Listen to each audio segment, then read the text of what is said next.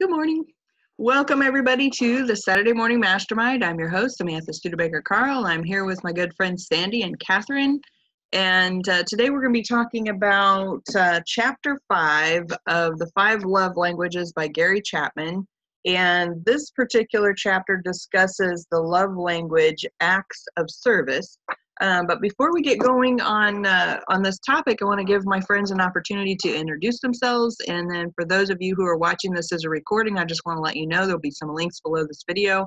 So you can join us on our Facebook group and participate in this discussion live if you'd like to. So check out those links below. And then ladies, go ahead and jump out, introduce yourselves. Good morning. This is Catherine Clement from Boulder, Colorado.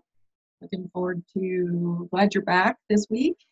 And I hear you're not going to be here next week, so we'll miss you next week. And hopefully some of our other members will be jumping on here soon.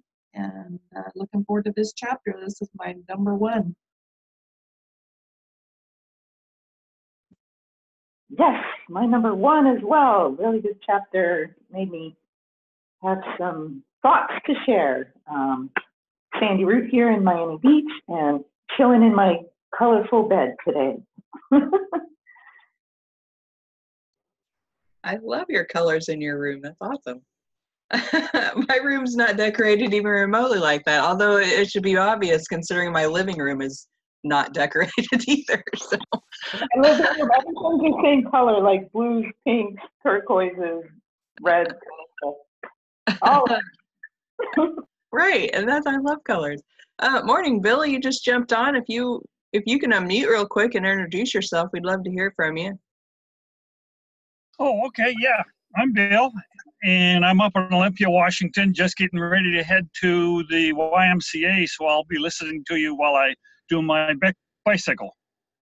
So I'll be off screen. Okay, cool. Okay. Welcome. And yeah, okay, thanks. See you then. All right, awesome. I love when we have other people join us, and I don't know where Dan is. I haven't heard from him, so hopefully he'll be jumping on here pretty soon, unless he's busy doing something and just forgot to let us know. But okay, so acts of service as a love language. You know, in this chapter, I only got to read about half of it, but it really made me think about all the different ways that the acts of service are a part of our lives, and it also made me realize that maybe that is more a higher in my love language than what I thought it was, based on just some looking back on my life. What do you guys think when you read this chapter about this love language? What was kind of some of the stuff that came up for you?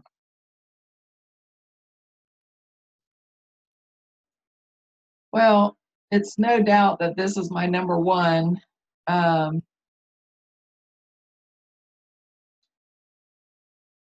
And it's interesting that I chose nursing as a profession, even though that wasn't like, you know, I wasn't one of those little girls that dreamed about being a nurse when she was tiny. Yeah.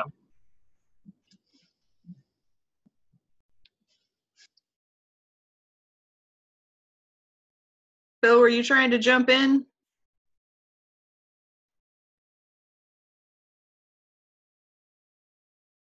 Oh, go ahead, Catherine. So, but, you know, it's interesting that turned out to be the profession I wound up in, because I was providing acts of service, and that's how I showed love. And I mentioned a little bit, I think last week, how this can be, any of these love languages can be a hindrance if you don't have the capacity to give in that way. Like last week was gifts. And, you know, if your primary love language is gifts and you are broke and don't have money to buy gifts, and you are not creative, so you don't feel like you can make something for somebody, it puts a hindrance on, or it at least makes you feel like you can't express your love. Or maybe you know, your friends don't have money to buy you gifts or whatever, and so you're not feeling the love from them. same way with acts of service. You know, when I had my accident and all I could do was basically take care of myself and not take care of anybody else, it really put a block on, you know, how I felt I was expressing love. And I hate to say it, but, you know, for all those people that didn't come in with an act of service for me during that time, it was kind of, I mean, I didn't take it personally, so it didn't make me have bad feelings, but it could have. Like if I wasn't learning about these things and understanding, and also understanding how everybody else has life, you know, but for some people, I'll just say, like, if your thing is acts of service and nobody is, pretty much if your love language is acts of service, then your motto is words are cheap, you know, because people come in with all these words and kindness, which is awesome if you're words of affirmation, but if you're acts of service and you're in a bad spot and nobody's lifting a hand to help you, it can make you feel very unloved if you're not understanding about love languages and things. So it's important, like we've been, you know, focusing on, for those people around you to figure out what their love language is, so that you can provide it not in your way but in their way, so that they really feel loved.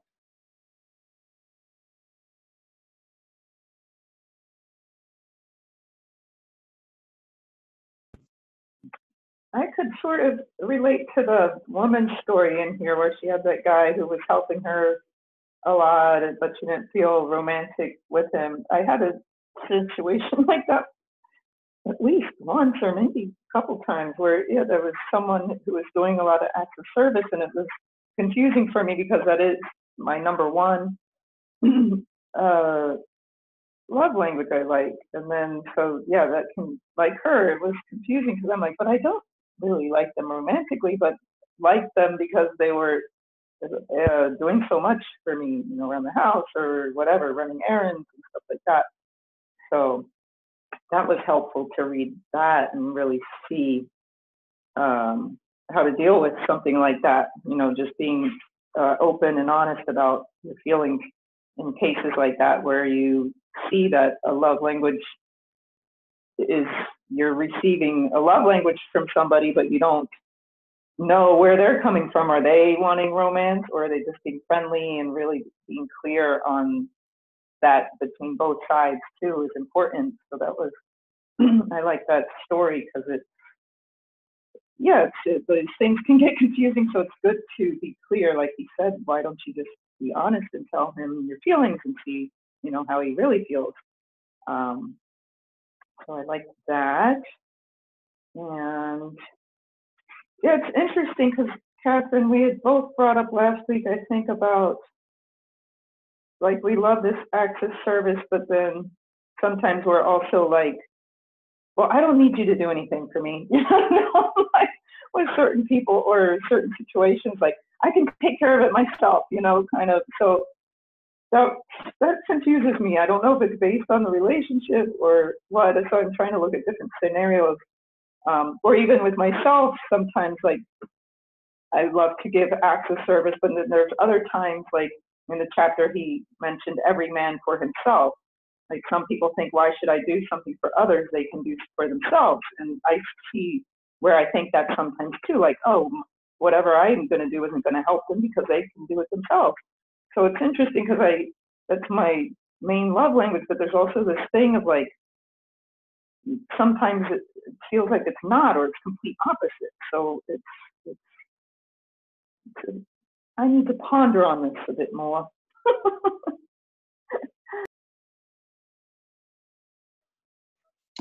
Yeah, I'm with you on that. And I kind of wonder if, you know, just being more aware in our lives is that we tend to look at things a little bit differently. And, you know, because we recognize, okay, maybe our act of service would be it would probably hinder them in their own personal growth or something, along that lines where, I think a long time ago not a long time ago, but back when I was younger, I felt like, that was what I was doing. I was just helping everybody all the time. And it wasn't necessarily needed per se, versus being a kind act of doing something friendly for someone because, I care about them or whatever, versus doing something for them that they ought to be doing for themselves. And I felt like I was being helpful, but yet maybe they weren't feeling feeling that way also, or, I just wasn't really helping them. I was just like doing it for my own reasons or whatever. I don't know. I'm not really sure. But one thing that really came up for me in this, and this is what kind of made me think that maybe acts of service are higher on my list, is the work aspect of it, of the, in my younger life, I was like in my job 100,000%, all the time, just doing everything for everyone in every way, shape, or form. And, because that was how I felt like I was doing my part, was just to do everything, and or putting just like extra effort forth when everybody else is slacking off, I'm like doing the more. And, and when I was younger, working in, a minimum wage jobs, I feel like, looking back on it now, I was way underappreciated for what I was doing.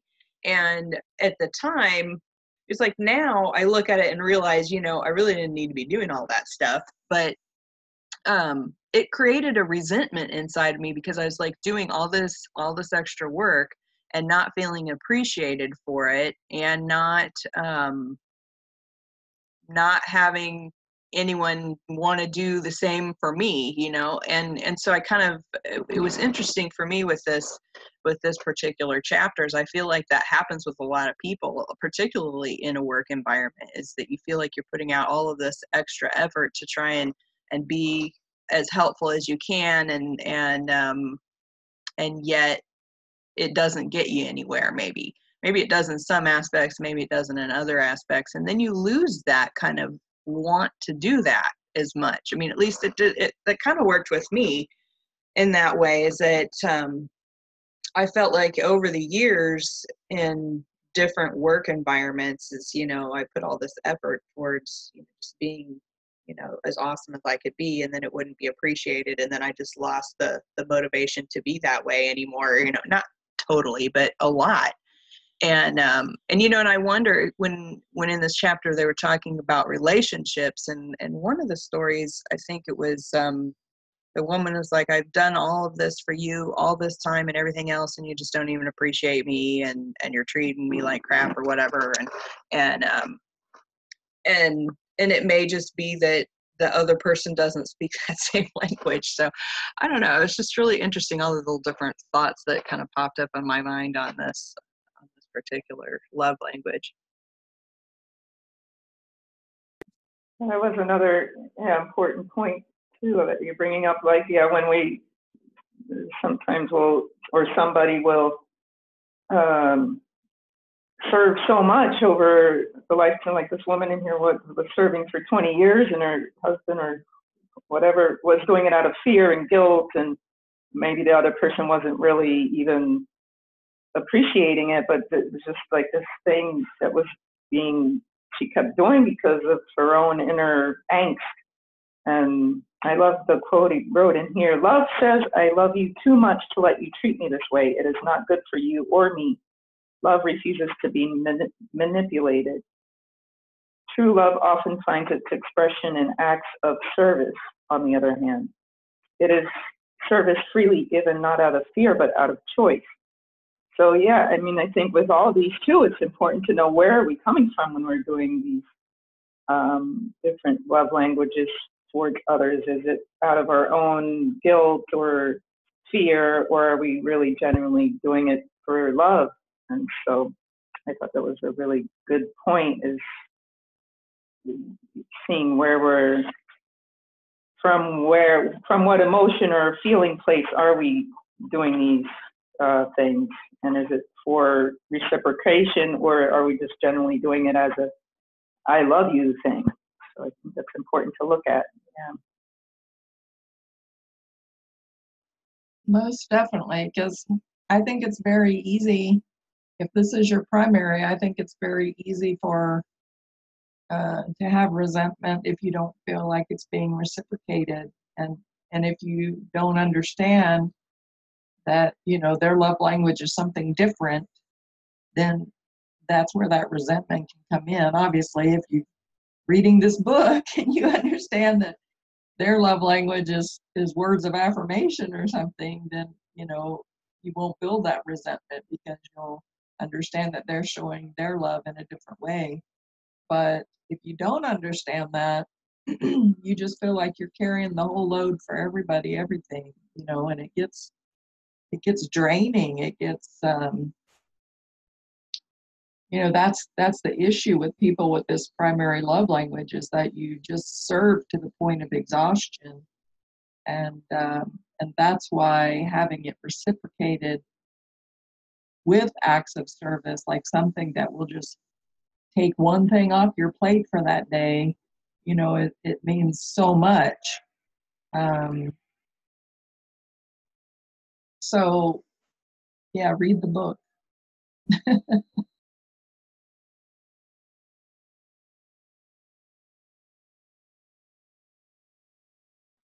Yeah, I think this is something that, does cause difficulties in relationships a lot of times. This is putting forth all the effort that, if you are an acts of service person and the other person isn't, is that creates that feeling of feeling unappreciated. And, but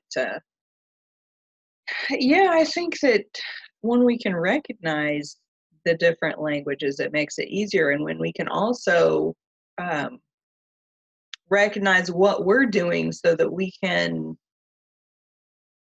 give, like what Sandy was saying, is recognize, are you doing this because you feel obligated to do it, or were you doing it because you actually feel loving about it? And early in my relationship with my husband, I felt like a lot of what I was doing was just because that's what I was supposed to do. I was supposed to do the wifely role and do all these different things. And over time, I got tired of it, just like, God, why won't you do anything that I need you to do? Of course, he was doing all the things he thought he was supposed to do, because that's, just the way that it is, the male and the female roles, and that we've been kind of trained into thinking that we're supposed to be. And then, over time, you get tired of whatever it is if you don't feel like you're appreciated, or you just get tired of doing something you really don't want to do anyway. And now later in our relationship, now I'm like, we pretty much, if I am not wanting to do something, I don't do it, and if I see something that he hasn't done, and I'm not happy about the fact that it isn't done, then I do the thing, I mean, I don't know if that's even makes sense, I guess. Like, well, let's take laundry or dishes for an example. I used to just always be the one that did all of the kitchen, everything. And, over the years, I'm like, all right, I've had it. Somebody else has got to pick up part of this load, and so then I'd start being frustrated and angry if no one else was doing it. And I realized that, I had a choice. I could just let it sit there until it aggravated someone else well enough so that they would actually do something, or I could be upset about it, or I could just do it, and I started just doing things that would annoy me. But if it doesn't annoy me, or if I don't know. It's like with the dishes, for example, I can let them go for a few days and I can give a hoot. I'm to the point in my life now where I can just let it go and it's like no big deal and not be upset about it, because I realize that, if I'm just taking on every single solitary thing because I feel like it has to get done, then that actually can create like a resentment towards the other person because I'm like mad that they didn't already do it, but if I'm just like, whatever, I'll get to it when I feel like doing it, then, then I feel better about it. I don't know. What do you guys think?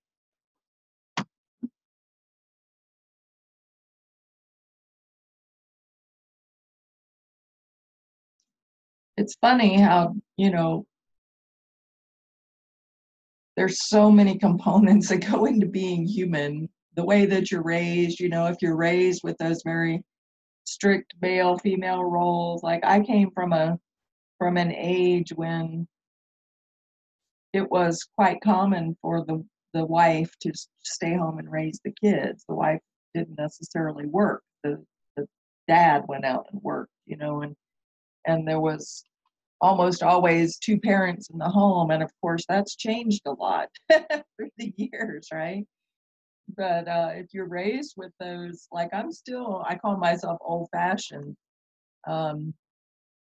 which is hilarious as independent as I am, but I still kind of have these certain ideas of roles. I'm flexible with them now, but I'd be lying if I didn't admit that I just have these certain sort of roles kind of embedded into me on who does what in the family. But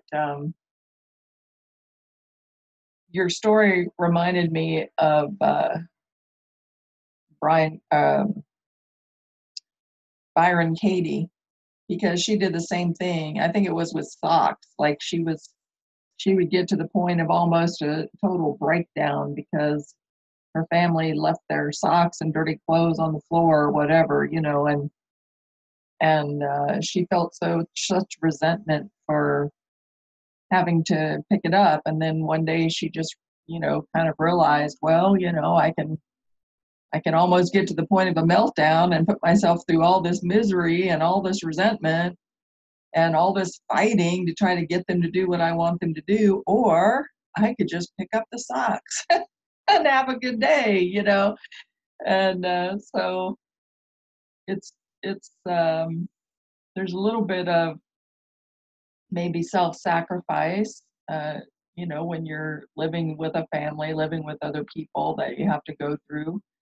But there's a lot of angst that we put on ourselves, unnecessarily, just because we have this idea that, the dishes need to be done every night before you go to bed, or like, because that's how I was raised. The kitchen had to be clean right after each meal, or if for some reason something prevented that, at least before bedtime, like that kitchen, it better be sparkling, and the floor had better be clean, and like the towels had to be folded in an exactly certain way, and all these different rules, and we can really put a lot of pressure on ourselves and beat ourselves up with that until we figure out that we can rewrite the rules the way that we want them. Like you said, Samantha, now you're just like, well, I'll get to it when I get to it, and yeah, it really doesn't do any good to resent or get aggravated that somebody else isn't doing it to your time schedule, because it doesn't bother them. I'm telling you, it doesn't bother them. So we get so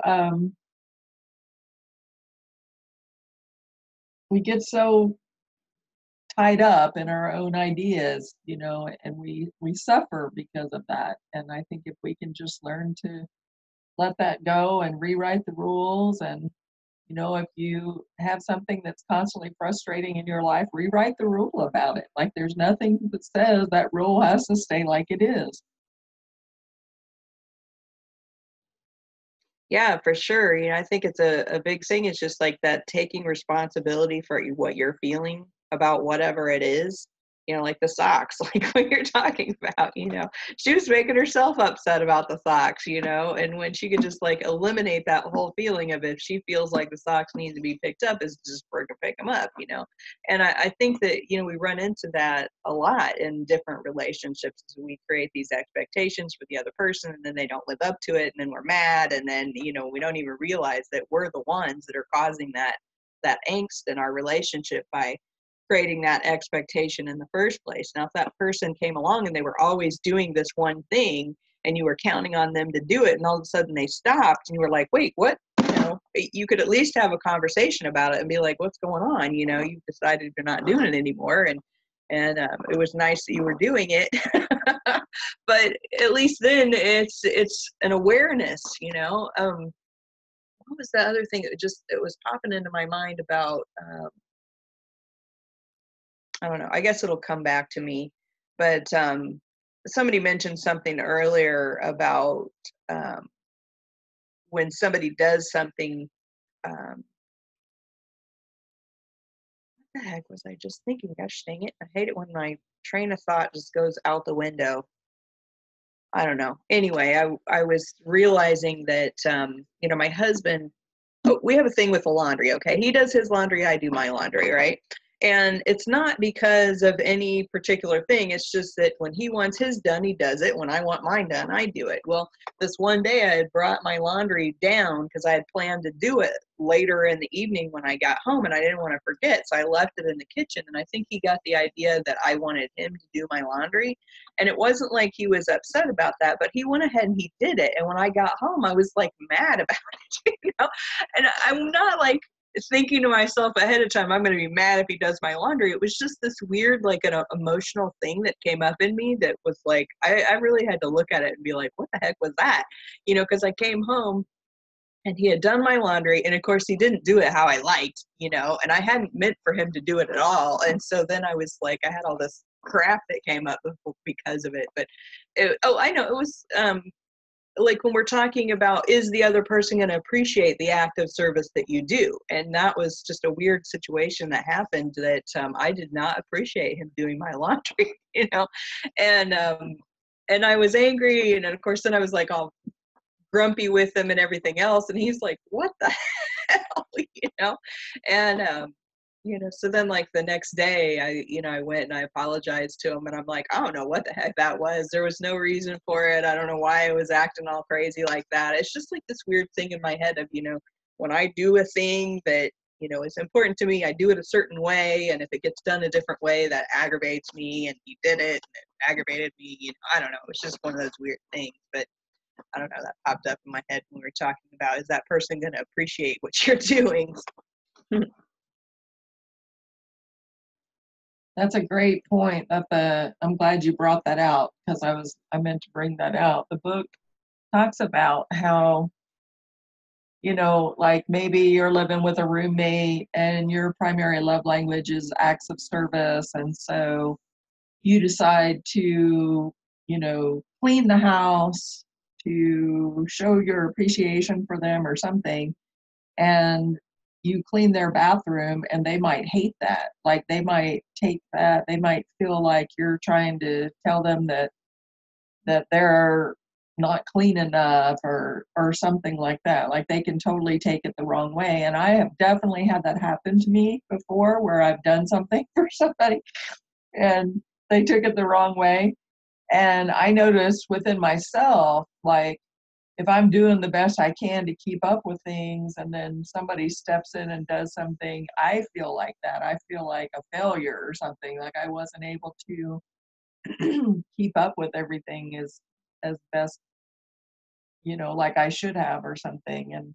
And so that's a really important point, actually, with all of these love languages, is that you may be perfectly, like, legit trying to show your love, and somebody can just take it completely the wrong way.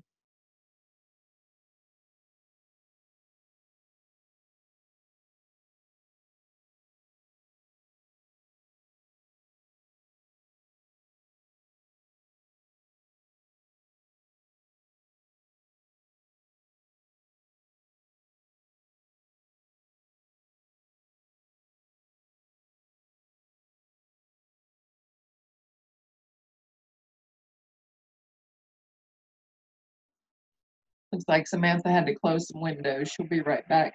Started raining on her. It's interesting to me how messed up humans are, like how complicated we are. And since I've been ride sharing, driving, you know, I get to listen to lots of conversations, and I get to hear I can almost figure out somebody's love language by their conversation in my back seat. Like it really doesn't take much if you listen to people and listen to the things that are aggravating them and the things that they are happy or sad about.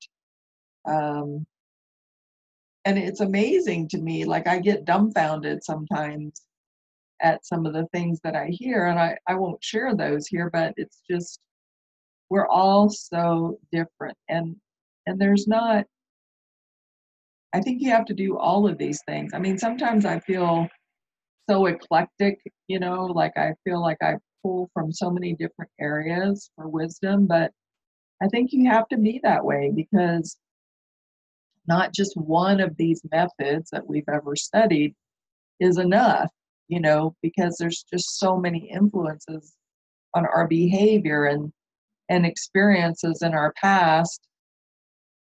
But I think the important thing is to really look at, like we mentioned earlier, was she doing those things because that's her way of showing love, or was she doing them because that's what she was taught she was supposed to do, and so she resented it?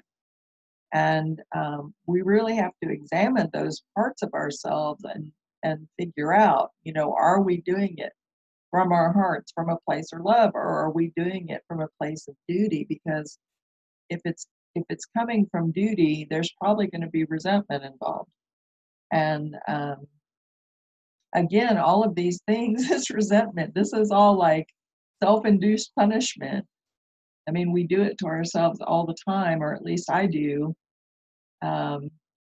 Not feeling like I'm doing enough for this person, or not feeling like, there's times, I can't tell you how many times that I've come close to just shutting my Facebook page down because I have so many people reaching out to me for help, and it gets completely overwhelming.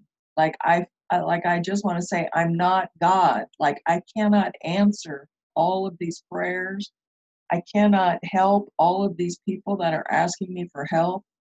And, some of them are scams, but a lot of them are legitimate needs. And I just feel like a failure because I literally, like, I work 7 days a week and I cannot make enough money to help half of these people that need help, a quarter of these people that need, like, just the few that I'm helping. It's just can be so overwhelming. And I beat myself up over it, even though, logically I can look at it and say, well, you're working 7 days a week, you're doing the best you can do, but at the same time,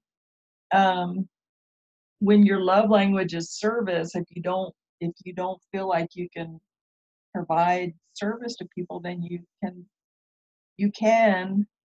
take that upon yourself as feeling like a failure, and you have to counteract that by understanding how that works.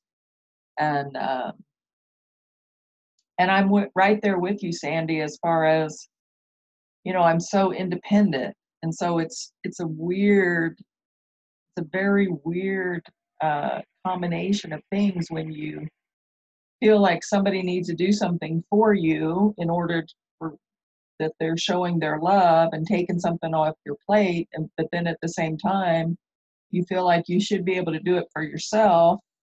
And you can even have resentment if somebody does something else for you, because then you're beating your, like, we are so messed up. Our minds are like so messed. It's such a I don't want to say the word that's coming to mind because it's quite harsh. But I'll say mind twist. Okay, it's such a mind twist. That's not the word I'm looking for. You girls know exactly the word I'm trying to avoid saying here. But I mean, we really just make life so much more complicated with all this, and yet it's the only way we can understand it at the same time too. It's just so weird. It's very, very weird.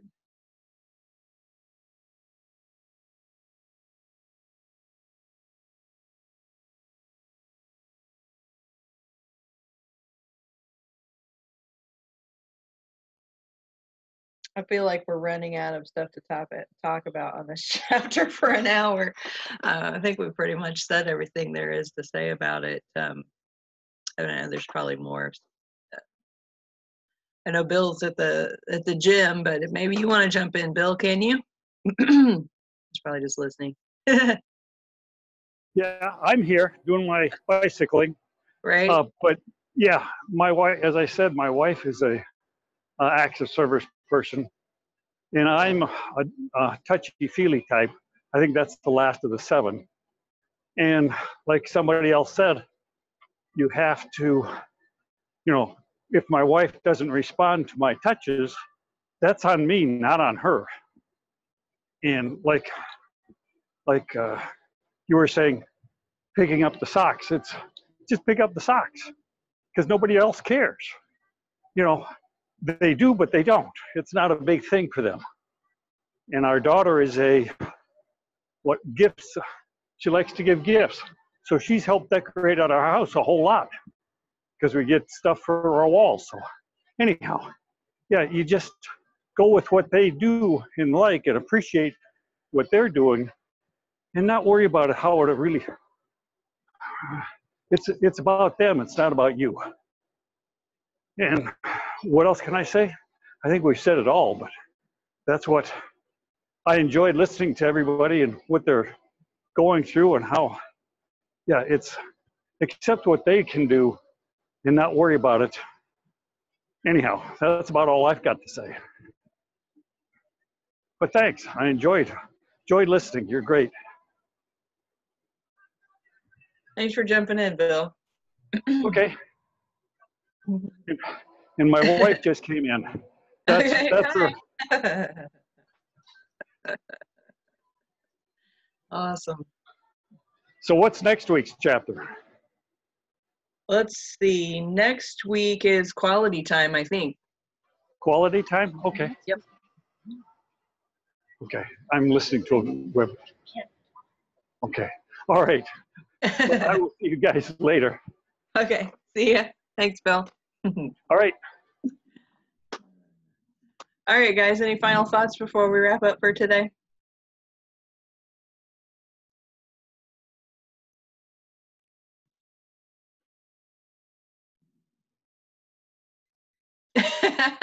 I guess that's it. Okay. Do this in my bed anymore. I'm like half asleep. You look so relaxed. Lower into the bed. But good chat. See you next week.